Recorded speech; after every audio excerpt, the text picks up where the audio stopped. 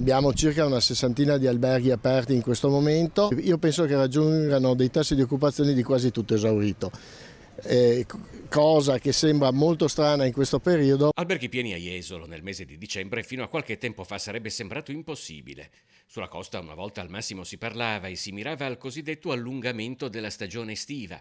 Oggi invece si parla apertamente di nuova stagione ed è qualcosa che è stato reso possibile soprattutto attraverso l'organizzazione e la promozione di grandi eventi. Possiamo dire che dicembre inizia alla grande con i mondiali di karate giovanile e quindi con un tasso di occupazione importante, perché circa 4.000 atleti con tutto l'indotto e quindi con familiari, mamme, genitori in genere che li seguono. Jesolo non è da sola, eventi in grado di suscitare interesse ed esercitare un richiamo turistico prima sconosciuto in questa parte dell'anno avvengono anche in altre località del litorale.